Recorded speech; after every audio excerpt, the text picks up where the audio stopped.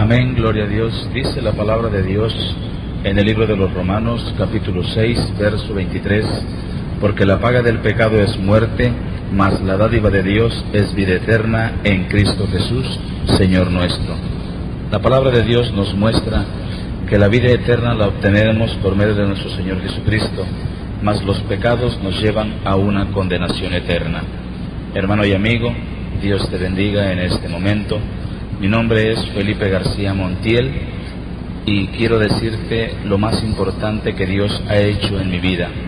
Yo nací en una cuna católica donde se practicaba todo tipo de rito, todo tipo de creencia, todo tipo de incredulidad. A una edad de 14 años, mi madre estuvo a punto de matarme por la espalda con una tijera. Una vecina tomó la mano de mi madre y yo pude salir huyendo de mi casa. Al salir a la calle yo me encontré en el mundo. Buscaba en el mundo la paz que en mi casa no podía encontrar, pero lo peor, me encontré con los vicios, con la droga, el alcohol, con la delincuencia. A una edad de 14 años yo tenía que robar para mantener y sostener mi vicio. A la edad de 15 años, por robarle a un pagador, tuve que asesinarlo. La primera vez que yo mataba a un hombre siendo un niño. Yo fui creciendo con un odio hacia mi familia, hacia mis padres, hasta llegar en un momento de que yo me encontraba drogado y quise asesinar a mis padres, pero la voluntad de Dios no era esa. A la edad de 16 años volví a cometer el segundo homicidio y fue entonces por primera vez que yo caí a una cárcel. De esa cárcel yo salí huyendo porque me fugué junto con otro amigo. En la huida recorrimos muchos estados hasta llegar a Guadalajara, Jalisco. En Guadalajara, Jalisco cometimos un asalto. La policía iba atrás de nosotros, pero nosotros nos escondimos en una residencia muy lujosa. Allí, estando escondidos, yo le dije a mi amigo que la policía había pasado de largo y que no nos había tomado presos, pero de repente, detrás de nosotros se escuchaba un corte de cartucho. Volteamos hacia atrás y nos encontramos con gente armada en esa residencia. No eran precisamente policías, sino eran guardianes de esa residencia. Nos preguntaron que quiénes éramos nosotros y nosotros contestamos que éramos asaltantes y nos dijeron que nos iban a llevar con su jefe. Nos llevaron con su jefe inmediato y grande fue mi sorpresa que ese jefe inmediato era nada menos que el señor Rafael Caro Quintero, un narcotraficante que está en la actualidad en Almoloya de Juárez. Cuando llegamos a ese lugar, Rafael Caro Quintero nos preguntó que quiénes éramos y nosotros decimos que éramos asaltantes. Él no lo creyó porque íbamos armados. Empezó a preguntarnos y él dijo: los asaltantes no se meten en mi residencia, ustedes son mandados por alguien para que me asesine. Y mi amigo con temor y miedo empezó a decir: no señor, yo no he matado a nadie. Y me miró a mí y le dijo: pero mi amigo ha matado a 2. Rafael Caro Quintero me puso enfrente un guardaespaldas y me dijo: si eres hombre realmente, mata a este hombre que está aquí a mi lado. Para mí fue fácil tomar el arma y pegarle un balazo en la frente. Lo que más impresionó a Rafael Caro Quintero fue de que cuando este hombre cayó al suelo, yo me agaché y empecé a beber de su sangre, porque déjeme decirle, hermano y amigo, que no había una droga más fuerte que la cocaína, que la heroína, que el tomar un vaso de sangre humana.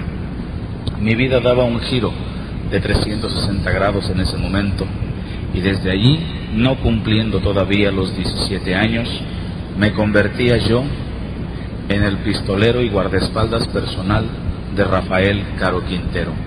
Empezó mi vida a cambiar, empezamos a traficar con drogas, con armas, los viajes constantes desde Medellín, Colombia, desde Cali, Colombia, hasta Nebraska, los Estados Unidos, y regiones del norte de Estados Unidos. 3 años y medio duró mi trabajo con Rafael Caro Quintero.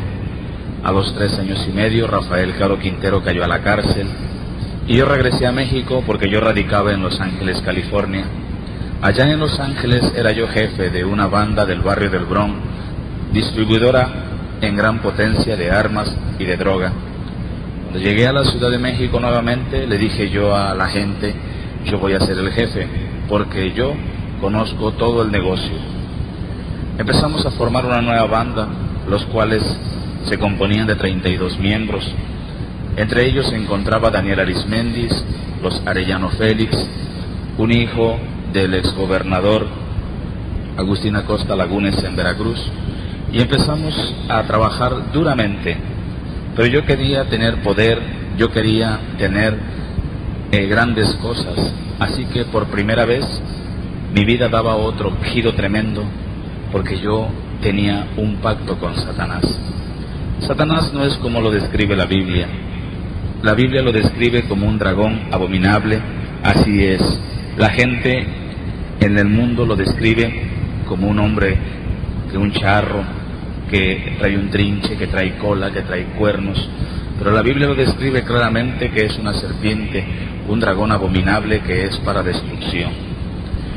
Yo hice este pacto con Satanás vendiéndole mi alma para poder tener poderío. Con el tiempo Satanás me fue pidiendo tributos. La banda que yo tenía se llamaba la Banda de los Satánicos, y empezamos a trabajar fuertemente y veíamos que las ganancias iban subiendo constantemente. Llegamos a la ciudad de Tampico y allí contactamos con Joaquín Hernández Galicia, mejor conocido como La Quina. La Quina, siendo compadre de Rafael Caro Quintero, me contrató como su pistolero, diciéndome que en el sureste del país había gente que le debía dinero y que no podía cobrarle, que él había mandado gatilleros a que lo liquidaran, pero él tenía que liquidar a los gatilleros porque no podían y no cumplían con el trabajo. Me dio la lista de las personas que tenía yo que visitar y empezamos visitando a Juan Osorio López, expresidente municipal de Coatzacoalcos. En su residencia se le dio un balazo en la cabeza a Juan Osorio López. Los periódicos, la televisión y la radio dijeron que era un suicidio, pero a Juan Osorio López se le encontró en la mano izquierda una pistola calibre .380 y en el lado derecho de la cabeza tenía un balazo calibre .38. Era increíble de pensar que el mismo gobierno decía que era un suicidio. En Nanchital, Veracruz, se le fue a cobrar la deuda a Felipe y a Francisco Valdera, dos líderes petroleros de la sección 11. No quisieron pagar completamente la deuda y tuvimos que también hacerles un trabajo. Posteriormente nos trasladamos al estado de Tabasco y allá, en Macuspana, Tabasco, se ejecutó de un balazo en la cabeza a Lenín Falcón Méndez, un líder petrolero que se decía ser cristiano. Hermano que me escuchas en este momento, yo te quiero decir que el ser cristiano no es nada más llegar a una iglesia y sentarse y tomar la Biblia y cargarla bajo del brazo, porque también los hijos del diablo traen Biblia bajo el brazo. El ser cristiano es orar, ayunar, vivir la palabra y hacer de lo que Dios nos mande hacer conforme la palabra de Dios. Lenín Falcón sufrió este asesinato por orden de Joaquín Hernández Galicia La Quina. Posteriormente regresamos a Tampico y en Tampico entregamos las cuentas a La Quina. Cuando yo quise dejar de trabajar con La Quina me pidió un último trabajo y nos trasladamos a la Ciudad de México. En México fuimos nada menos que a la Dirección General de Programación y Presupuesto, y allí nos encontramos nada menos con el padrino de Sinaloa, un hombre que era muy conocido y en la actualidad es conocido como el 12º caballero de Colón. Su nombre, Carlos Salinas de Gortari. Carlos Salinas de Gortari era director general de Programación y Presupuesto, cuando La Quina lo amenazó diciéndole que él no iba a ser presidente.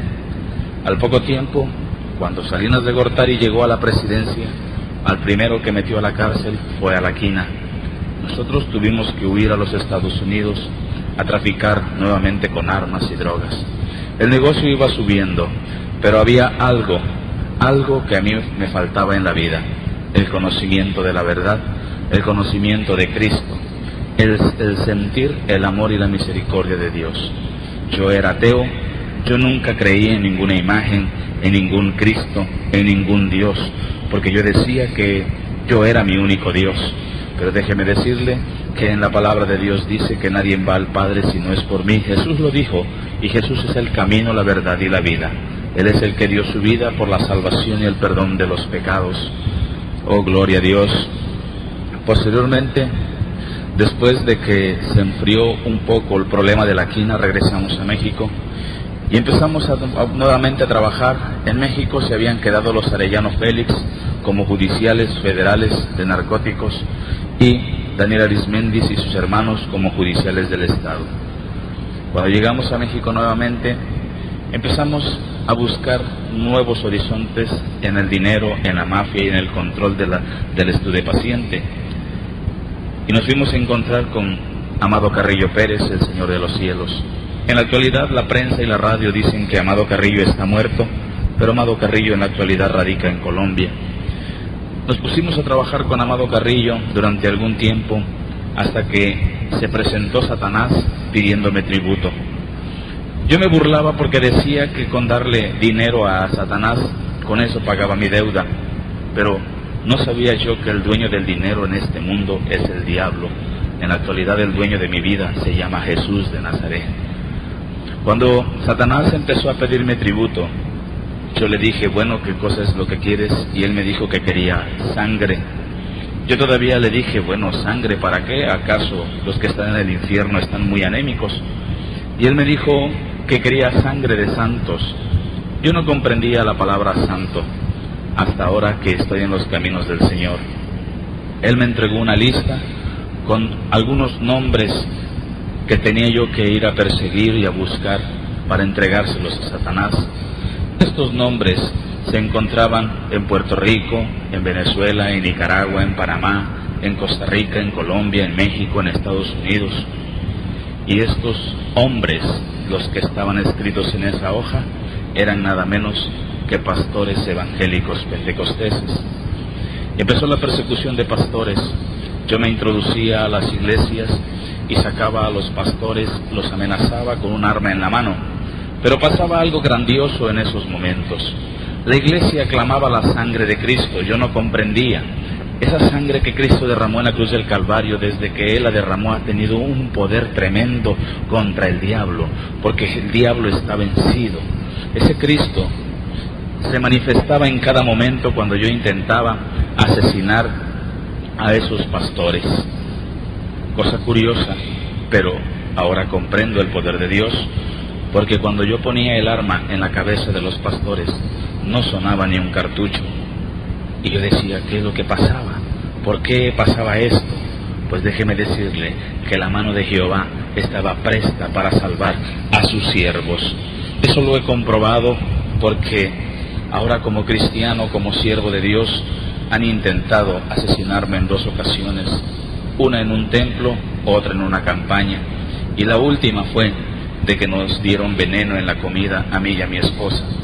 Pero hemos comprendido la misericordia de Dios, porque Dios nos ha salvado de la muerte, y aquí comprendo yo por qué esos pastores no podían morir, porque Jehová estaba allí presente.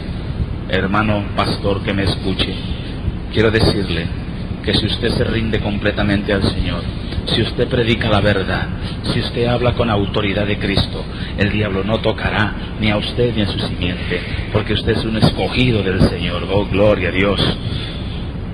Cuando eso sucedió y no pude asesinar a los pastores, el diablo empezó a enviarme a las cárceles. Yo fui objeto de las peores torturas que existen en las cárceles. Se me tomaba preso y me guindaban en una viga con las esposas y empezaban a golpearme brutalmente, hasta hacerme orinar, vomitar sangre y tirar sangre por la nariz. Cuando me quitaban de esa viga, me sentaban en una silla, me esposaban hacia atrás y enfrente de mí aparecían varios tehuacanes, entre 6 y 7 tehuacanes con chile y vinagre dentro. Me tapaban la boca con una franela, me hacían la cabeza hacia atrás y me echaban el tehuacán por las narices. Cuando terminaban de echarme el tehuacán, me golpeaban el estómago, y cuando me sacaban la franela, era sangre lo que yo vomitaba. Las uñas de mis dedos de mis pies se me arrancaron con pinzas. Se me echaba vinagre y sal para sacarme la verdad, pero nunca pudieron sacarme la verdad. La única verdad que estás escuchando la ha sacado Jesucristo, sin necesidad de torturas. Solamente con su palabra, con su amor, con su misericordia, es el que ha sacado esta verdad que ahora escuchas. Esta verdad es para que reflexiones y veas el poder de Dios. Aun si no crees todavía en el poder de Dios, es para que creas que Jesucristo es el Hijo de Dios y que Jesucristo vino a libertar al cautivo, vino a levantar al caído, vino a sanar al enfermo, porque Él es la vida, Él es la eternidad, por siempre y para siempre. Gloria a Dios. Posteriormente, en las cárceles no se me comprobaba nada. Fui prisionero de 7 reclusorios.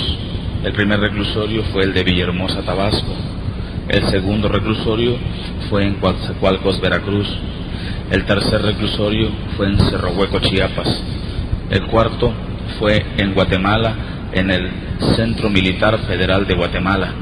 El quinto reclusorio fue en Houston, Texas, en el Reclusion Center de Houston, Texas, el reclusorio de la DEA. El sexto, el reclusorio Oriente en México, y el último reclusorio en donde de allí salí para predicar el Evangelio fue Almoloya de Juárez, en la Ciudad de México. Como el diablo vio que no pudo vencerme en ese aspecto, yo seguí trabajando y hice un reto a Satanás que yo decía, yo me creía que tener más poder que el diablo, pero en este mundo y en la eternidad hay alguien que tiene mucho más poder que Satanás y se llama Jesús. Oh, gloria a Dios. Yo seguí narcotraficando con armas y contacté un negocio muy importante en Tuxtla Gutiérrez, Chiapas, el negocio del tráfico de armas. Allá en Tuxtla Gutiérrez me fui a contactar con el dirigente del Ejército Zapatista, el mejor conocido como el subcomandante Marcos. En Chiapas, el Ejército Zapatista está allí acuartelado, pero no es para darle guerra al gobierno. El Ejército Zapatista tiene otro nombre, y el verdadero nombre de este ejército se llama Sendero Luminoso.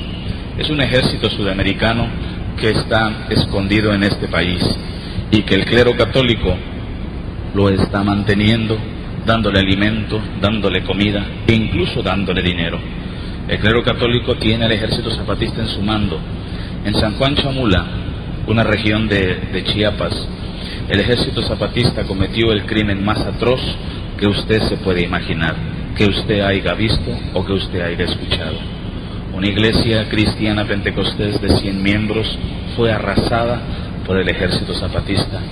La orden la dio Domingo Ruiz, primo hermano del subcomandante Marcos. En la actualidad en San Juan Chamula se vive algo tremendo. Los cristianos no pueden orar ni alabar el nombre del Señor, sino hasta en la madrugada y en lo alto de los cerros. El verdadero subcomandante Marcos se llama Samuel Ruiz, ex obispo de Tuxtla Gutiérrez, Chiapas. Chiapas estuvo a punto de perderse en inundaciones, pero la misericordia de muchos, como usted y como yo, que clamaron por la vida de los chiapanecos, Chiapas fue salvado. Y sigue la persecución.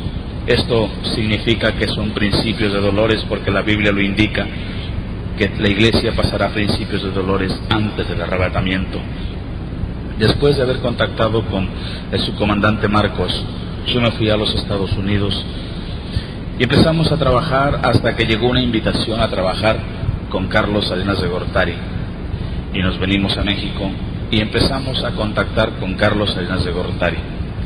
Carlos Salinas de Gortari empezó a darnos órdenes para empezar a liquidar a gente que le estorbaba dentro de su gabinete. Pero también había alguien que le estorbaba en el clero católico. Posadas Ocampo, un sacerdote que fue asesinado en el aeropuerto en Guadalajara, Jalisco. La gente, el radio y la televisión dice que fue una equivocación. Déjeme decirle que Posadas Ocampo tenía nexos con el narcotráfico y no fue ninguna equivocación. Posadas Ocampo recibía 500 millones de pesos cada 6 meses por 3 bandas de narcotraficantes, porque él sabía la ubicación de los laboratorios clandestinos de heroína, de cocaína, de morfina, y la banda decidió liquidarlo. Posteriormente, en la Ciudad de México se me ordenó darle muerte a un procurador de justicia, a José Francisco Ruiz Massieu, ex procurador de México, ex cuñado de los Salinas de Gortari. Ellos habían pagado un buen dinero para liquidarlo porque Ruiz Massieu estaba descubriendo las anomalías de los Salinas de Gortari y también ya no quiso seguir en el negocio y por eso se le liquidó. El diputado Manuel Muñoz Rocha también fue asesinado por orden de Carlos Salinas de Gortari. El esqueleto que se encontró en la finca El Encanto no es el de Muñoz Rocha. Muñoz Rocha quedó en un pilar de protección de 10 por 15 y con muchas toneladas de cemento. Posteriormente, había alguien que estaba estorbando los planes de Salinas. Salinas era el primer sacerdote satanista a nivel en el país de México, pero también era alguien que quería tener el poderío del país. ¿Por qué? Porque él le sirve en la actualidad a Satanás. Cuando Luis Donaldo Colosio Murrieta surgió como nuevo candidato a la presidencia, Luis Donaldo empezó a trabajar y a hablar cosas conforme la escritura de Dios. ¿Por qué motivo? Porque Luis Donaldo Colosio Murrieta era un candidato a la presidencia, pero él era cristiano pentecostés. Luis Donaldo Colosio se había convertido a Cristo en una campaña en el estado de Chihuahua. Cuando Carlos Salinas de Gortari llamó a Colosio a la Casa de los Pinos para ubicarlo, qué es lo que debía de hacer cuando llegara a la presidencia. Lo primero que Luis Donaldo Colosio tenía que hacer al llegar a la presidencia era hacer un pacto en un pergamino virgen con Satanás, y Luis Donaldo Colosio no lo aceptó y se lo dijo a Carlos Salinas: yo no le puedo servir al diablo porque yo he conocido a un Cristo de poder. Cuando Colosio se negó a servirle al diablo, Carlos Salinas de Gortari se comunicó directamente al clero católico en Roma, y de allá vino la orden para matar a Luis Donaldo Colosio. Se nos había dado la orden de asesinarlo por medio de una bomba metálica en el vehículo donde se transportaba, pero Carlos Salinas de Gortari se desesperó y le dio la orden a Mario Aburto. La pistola que utilizó Mario Aburto no fue la que mató a Colosio. A Colosio lo mataron en el hospital en Tijuana de una inyección. Posteriormente se le dio muerte a la secretaria, posteriormente se le dio muerte a un procurador en Tijuana y por último a la esposa de Colosio. ¿Por qué motivo? Porque la esposa de Colosio tenía las pruebas de quién había mandado a matar a su esposo y se fue a Roma a entregarle las pruebas a quien le había dado la autoridad y la orden a Salinas de Gortari de matar a Colosio. Juan Pablo II, el asesino intelectual de Luis Donaldo Colosio, ahora se mofa de decir que es el vicario de Cristo, pero nosotros sabemos que no es así. Es el vicario del diablo. ¿Por qué? Porque Jesús no necesita ningún hombre de esa índole para manifestarse. Jesucristo se manifiesta en el pueblo que le alaba, que le glorifica, en el pueblo que canta, en el pueblo que ora, en el pueblo que ayuna, en el pueblo que le sirve al Señor. He ahí donde está el Señor Jesús. El Señor Jesús no está dentro del pecado. Jesús ama al pecador, pero no quiere al pecado. Y si tú estás dentro de uno de estos pecados como el adulterio, la fornicación, el alcoholismo, el asesinato, el robo, yo te invito a que vengas a Jesús.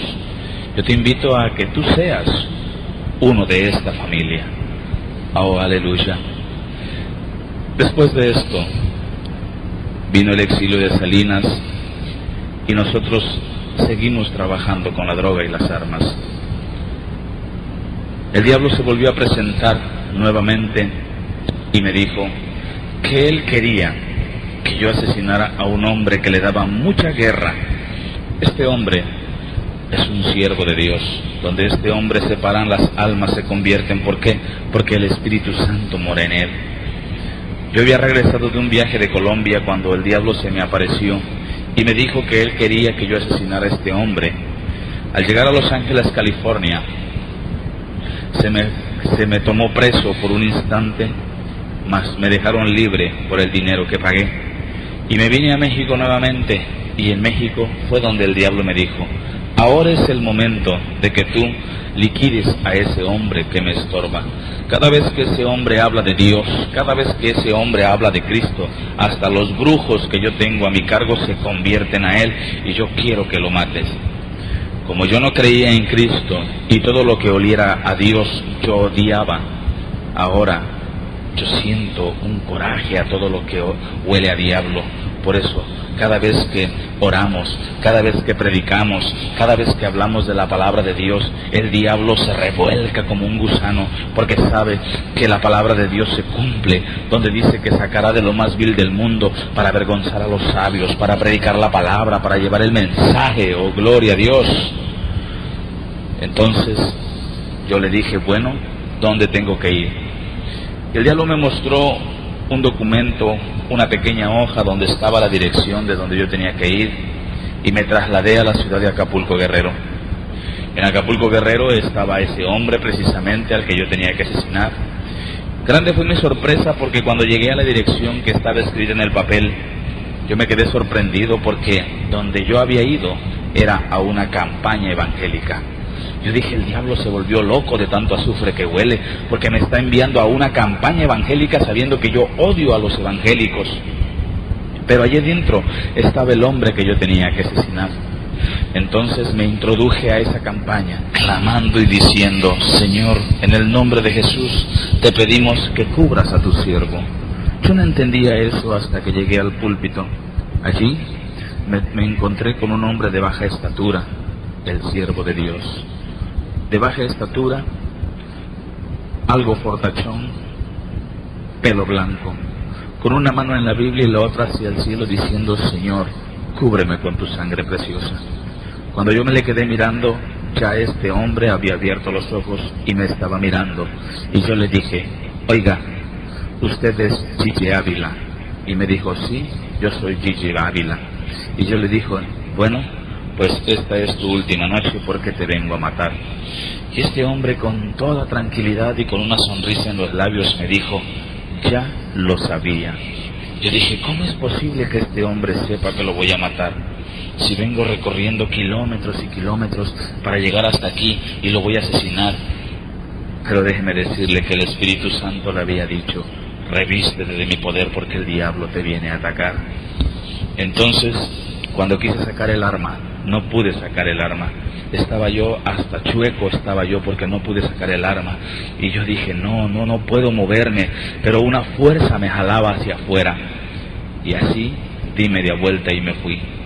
Al llegar allá afuera, mi brazo parecía un tívole, daba vuelta de rapidez y volteé hacia la puerta. Mas lo que vi en esa puerta me dejó tan impresionado que tuve miedo. Por primera vez tuve miedo. Cuando volteé allí, yo vi muchos hombres de blanco, y cada hombre tenía un escudo, y en la otra mano tenían unas espadas blancas. Yo no comprendía eso hasta ahora que me encuentro en los caminos de Dios, que eran ángeles de Jehová que guardaban a su siervo. Como el diablo vio que yo no pude matar a Gigi Ávila, empezó a cerrarme los negocios, y yo decía: me voy a quedar pobre. Por cierto, cómo me da tristeza a mí escuchar a cristianos, hermanos, que dicen: hermano, yo no puedo ofrendar ni diezmar porque soy pobre. Y yo siempre les he dicho: está pobre porque no lo hace, hágalo y será rico en el nombre de Jesús, porque el Señor da al 100 por uno. Cuando empezó el diablo a cerrarme los negocios, yo no sabía qué hacer, me encontraba desesperado.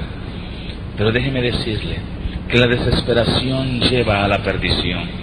Cuando se está en el camino de Dios, cuando se encuentra la verdad, cuando se encuentra la luz, no hay desesperación, hay una paz, hay un gozo, hay algo que se mueve dentro del corazón, dentro del cuerpo, hay algo que lo eleva, que lo levanta, que cada día lo hace perfecto. ¿Por qué? Porque estamos buscando la perfección en el nombre de Jesús.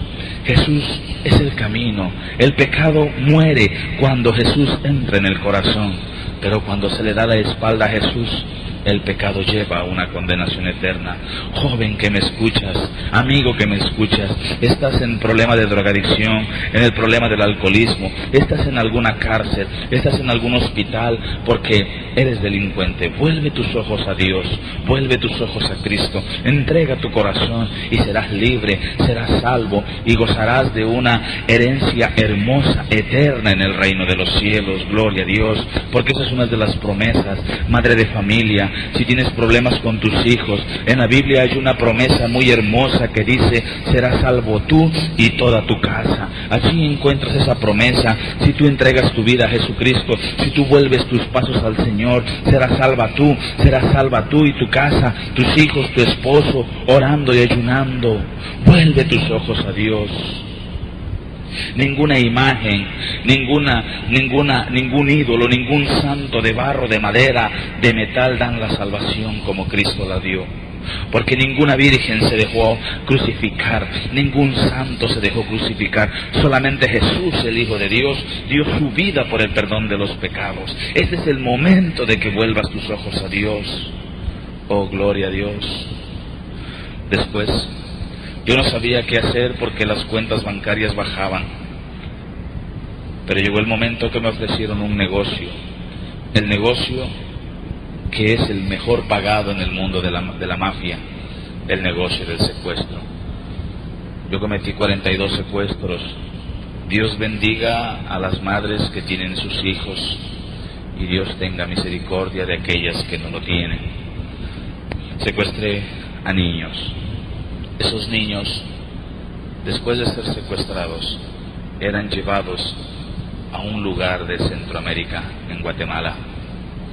Allí, esos niños se acostaban en una plancha de piedra y se hacían ritos satánicos con ellos. Yo era tercer sacerdote sacrificatorio satanista de una secta satánica. Con un cuchillo especial, yo partía vivos a los niños desde el pescuezo hasta el ombligo. Después de haberlos partido vivos, se les sacaban los órganos. Los órganos que sobraban servían para hospitales clandestinos en Centroamérica. El corazón y la sangre se ofrendaban a Satanás. El corazón de los niños eran comidos por los sacerdotes principales y el sacerdote sacrificatorio. Después de que la sangre era ofrecida a Satanás, se juntaba en unos trastes especiales y en una licuadora se licuaba el corazón con la sangre y se llevaban a las empresas más grandes refresqueras del mundo, Industrias Coca-Cola. Así que, hermano y amigo que me escucha, déjeme decirle que Coca-Cola no contiene cocaína ni productos químicos, contiene sangre de sacrificios humanos. Después de que empezamos a hacer esto, 42 niños fueron sacrificados a Satanás. Empecé a sentir más poder, pero había algo dentro de mí, entre mi lucidez, que yo decía: ¿será que algún día no podré estar tranquilo en algún lado? ¿Será que algún día no podré yo ser un hombre nuevo, ser un hombre bueno? Pero nuevamente me asaltaban a mí los pensamientos inmundos, pero nunca pensé que ese día llegaría. Para mí estaba lejos, para mí estaba distante, a como mucha gente piensa que no hay salvación, a como mucha gente piensa que no hay solución a los problemas, que no hay sanidad en las enfermedades. El médico le puede decir que tiene cáncer y que va a morir, pero Jesucristo le dice que no, porque Él le da la vida. Los problemas le puede decir un abogado que no tienen solución, pero Jesucristo es el abogado de abogados y Él soluciona los problemas. Para mí era difícil creer que yo fuera salvo. Y para mucha gente en la actualidad es difícil creer que yo haya sido salvo, que Dios me haya perdonado después de tantas atrocidades que cometí. Pero déjeme decirle que para Dios no hay imposible, para Dios no hay barrera, para Dios no hay distancia, para Dios no hay nada que le impida. Dios es grande y poderoso. Yo cometí 60 homicidios. Yo torturaba a mis víctimas antes de quitarles la vida. Yo gozaba con las torturas. Cometí 17 asaltos bancarios en la Ciudad de México. trafiqué con armas, trafiqué con droga. Fui uno de los peores drogadictos y alcohólicos que pudo haber existido. Intenté asesinar a mis padres, intenté asesinar a mi esposa, intenté asesinar a mis hijos. Pero déjeme decirle que ya Dios tenía un plan para mi vida. Ya Dios había puesto en una hoja especial mi nombre, donde Él me iba a rescatar. Como no pude seguir sirviéndole a Satanás, porque había cometido errores grandes, empezó nuevamente a dejarme sin dinero y sin nada. Entonces me contrataron para venir a Veracruz a hacer dos últimos trabajos. Uno, asesinar a Felipe Lagunes, sobrino del exgobernador Agustín Acosta Lagunes, y el otro, matar a Cirilo Vázquez. Uno murió, el otro está vivo. Cuando yo me fui a la Ciudad de México para irme a los Estados Unidos, allí en el aeropuerto de México fui tomado preso y llevado a la cárcel. Se me juntaron varios delitos por los cuales había un proceso. Se me juntaron 7 delitos, de los cuales cuando llegó la sentencia por cada delito eran 38 años por cada delito.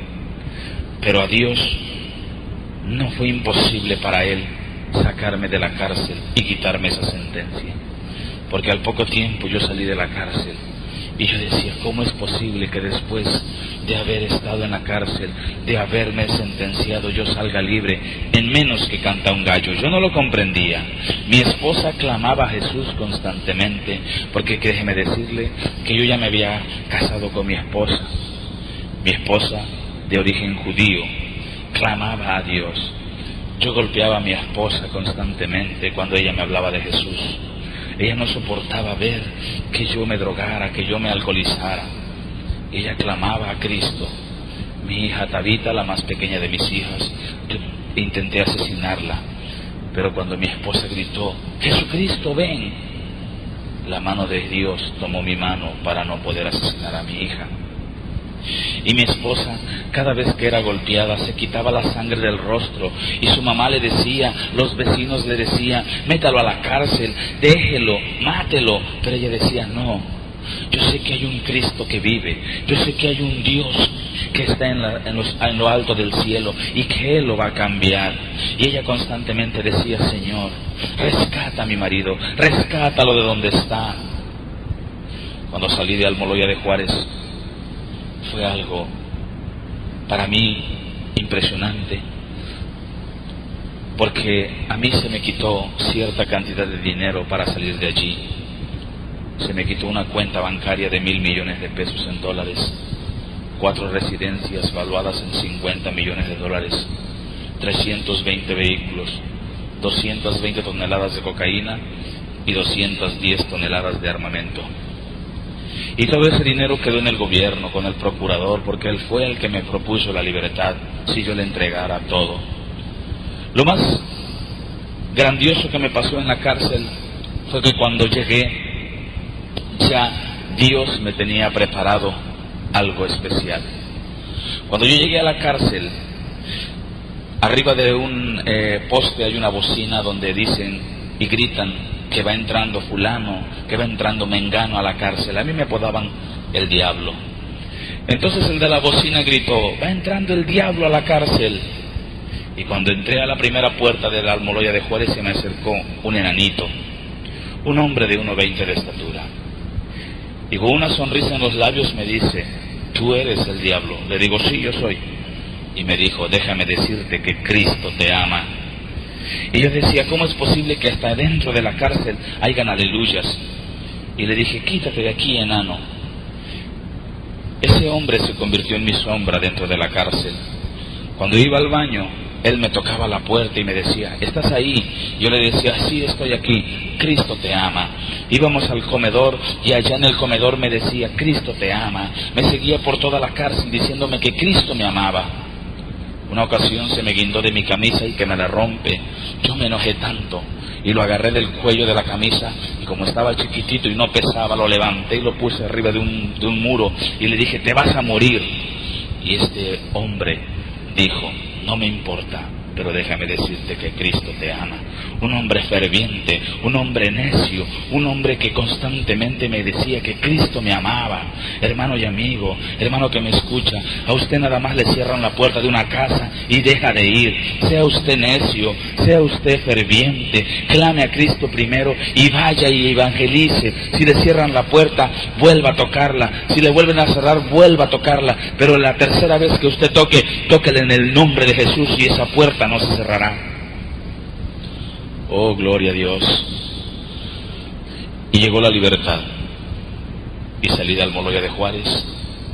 Y todavía cuando salí de la cárcel, yo salí con algo dentro de mí, el vicio de la droga y el alcohol. Allá cometí mi último asalto. Todavía. Y puse un negocio de camisas en el barrio de Tepito. Yo vendía camisas. Después de vender toneladas y toneladas de droga, vendía yo camisas. Y llegaban y me preguntaban, ¿cuánto vale esa camisa? Le decía yo, esa camisa te vale 500 pesos. Y me la compraban. Y me decían los amigos, oye, esa camisa está muy cara, eres un ratero, estás robando. Déjeme decirle que yo le hacía doble cuello a la camisa. Y allí iban las grapas de cocaína. Hasta que la federal se dio cuenta y me quitó el negocio de las camisas. Pues me puse a vender vestidos. Y empezaba yo a vender vestidos, cosa curiosa, pero los que me compraban los vestidos eran hombres. Y la gente se preguntaba, bueno, ¿y por qué los hombres compran esos vestidos? Hasta que una ocasión llegó una mujer a comprarme un vestido y la policía la siguió. Le quitaron el vestido que había comprado, lo rompieron y dentro del dobladillo del vestido iba la grapa de cocaína. Entonces allí se acabó todo el negocio, porque yo no había oportunidad de vender. Pero la droga se había apoderado de mi vida y el alcohol se había apoderado de mi vida. Yo deambulaba por las calles. Mi esposa constantemente decía, Señor, rescátalo. Señor, sálvalo. Señor, levántalo de ahí donde está. Y de la Ciudad de México nos trasladamos a la ciudad de Córdoba, Veracruz. Y allí empezó una vida tremenda, una vida infernal. ¿Por qué? Porque yo me convertí en un T por 8. Después de haber tenido tanto dinero, mi vida estaba en la basura, a donde el diablo quería que estuviera.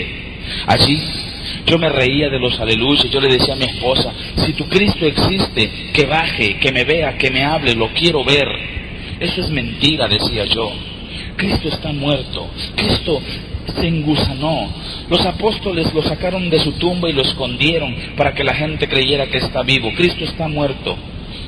Pero qué gran mentira tenía dentro de mí, porque déjeme decirle que Cristo vive, que Cristo está vivo, Cristo es real, Cristo camina, Cristo habla, Cristo oye, Cristo toca. A Jesucristo no necesita andarlo cargando de un lado para otro, porque Él, al contrario, camina solo y lo carga a usted. No hay quien pueda cargarlo porque Él es la fortaleza.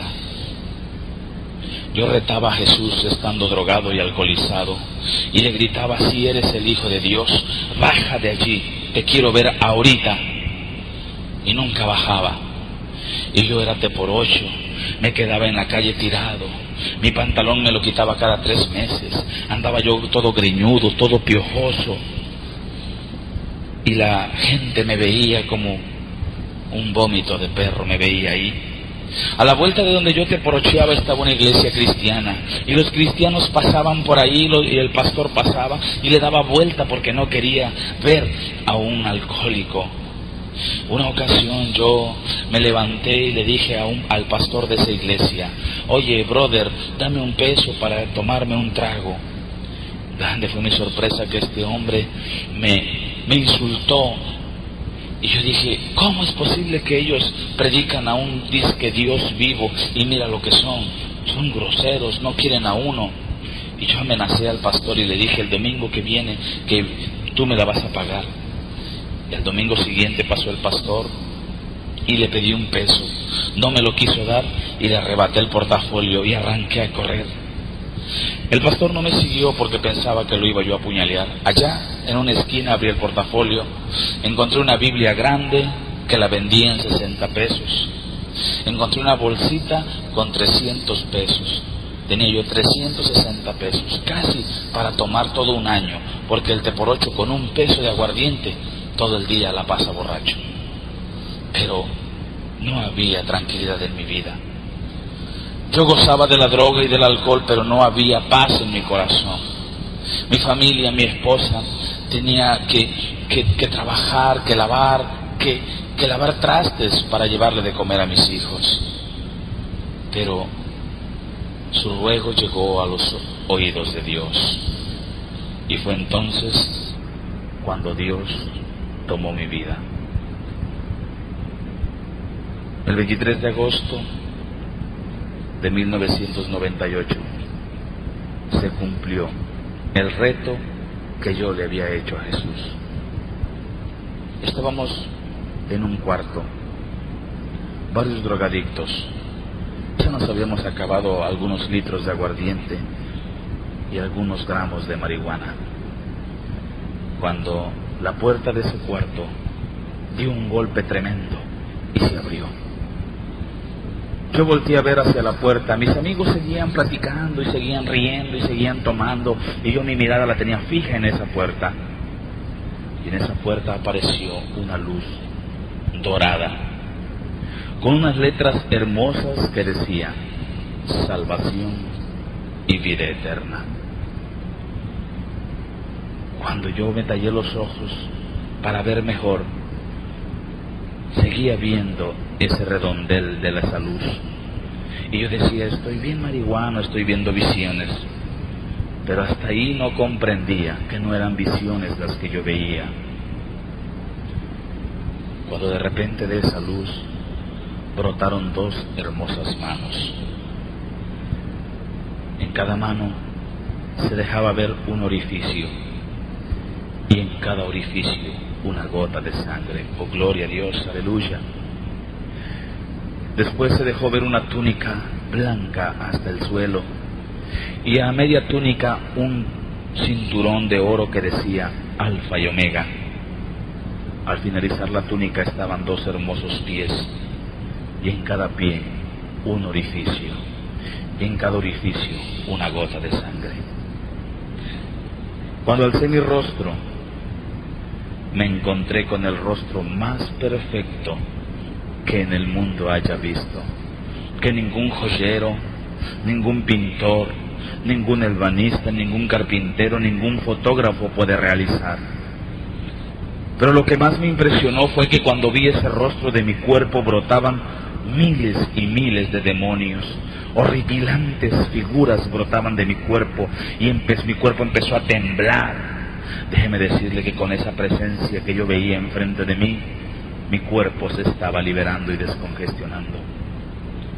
Se me quedó mirando con una sonrisa y me extendió la mano a como lo hace un rey.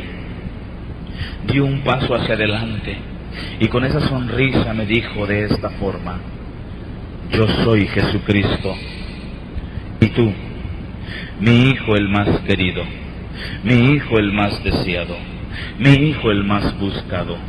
Deja eso, levántate y ven en pos de mí. Y yo me levanté como un resorte y le seguí hasta la calle. Pero por primera vez después de 18 años, mis ojos derramaron una lágrima. Mi corazón se sentía triste porque ya no volví a ver a Jesús en la calle. Por primera vez mis labios decían una palabra: Señor Jesús, ¿en dónde estás? Después de 18 años, mis labios pronunciaban el nombre de Jesús. Y lo busqué desesperadamente hasta que volteé hacia el cielo y lo vi sentado en su trono de oro, diciéndome: dile a mi pueblo que pronto vengo. Regresé a mi casa y busqué a mi esposa. Me reuní con mi familia y empezamos a servirle a Dios.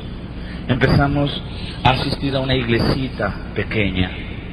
Y de ahí el Señor me tomó y me habló y me dijo: yo te saqué del mundo para que des testimonio de lo que yo he hecho en tu vida. Yo te saqué del mundo para que prediques mi palabra. levántate, ve y predica, que yo soy Jehová tu Dios, que te sostiene en su mano. Y es así que empecé a predicar. Pero vinieron los problemas, las tentaciones y las luchas constantemente. Y constantemente ayunábamos y orábamos, mi esposa y yo, y le decíamos: Señor, no permitas que el diablo nos saque. El diablo se nos presentaba y decía: los voy a destruir porque me han dado la espalda. Pero yo le decía: no, tú no tienes potestad sobre mi vida, tú no tienes ningún derecho, porque ahora yo soy comprado con la sangre de Cristo, y Cristo me reventó de las cadenas. Y el diablo huía con la sola presencia de Jesús, porque Jesús se manifestaba en cada momento. Al poco tiempo, mi esposa fue llevada al infierno 3 ocasiones. Y a mí, el Señor me llevó 2 ocasiones a la puerta del cielo. Y esto fue la primera parte del testimonio del evangelista Felipe García Montiel, de narco a siervo de Dios. Próximamente, segunda parte. Dios le bendiga y Dios le siga bendiciendo.